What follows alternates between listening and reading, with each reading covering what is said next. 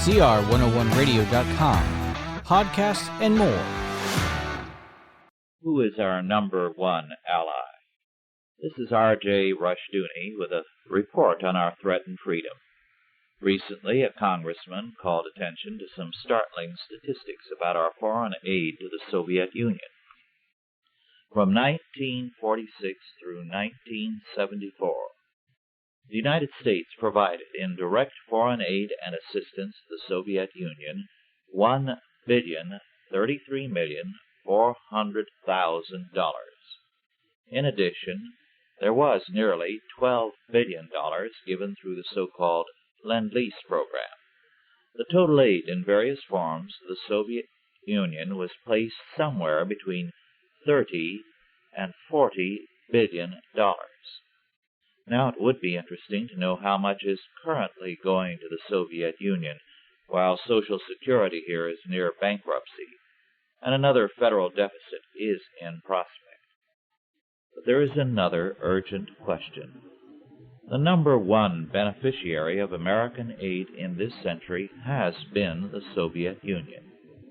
Now, it makes good sense sometimes to help your friends and allies, but not if they are going to be permanent spongers off of us.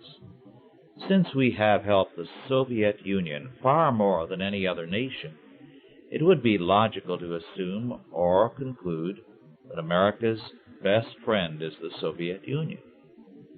Strangely enough, those good people in Washington who so thoughtfully relieve us of all our unwanted money tell us also that we must rearm to protect ourselves from a nuclear holocaust at the hands of the Soviet Union. As a result, we have an ever-increasing demand for military hardware to protect us from the Soviet Union.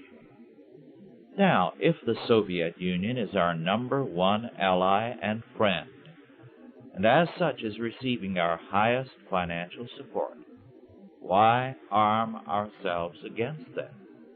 If, on the other hand, the Soviet Union does plan our overthrow, why make them our number one beneficiary?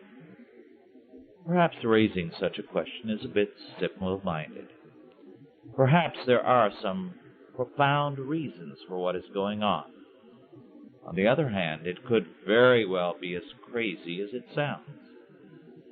Freedom is imperiled and destroyed in more ways than one if I begin to act irrationally or foolishly. I can get myself into legal and financial troubles, and I can thereby limit or destroy my freedom. This is no less true of nations.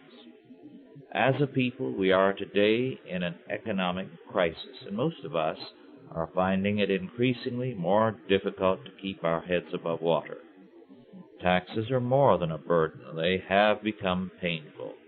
As a people, we would appreciate it if the federal government were less friendly to our enemies and more friendly to us.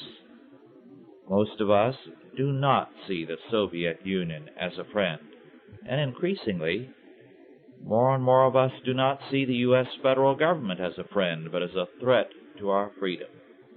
Isn't it time that the U.S. government treated the American people as its number one ally? This has been R.J. Rushdoony with a report on our threatened freedom.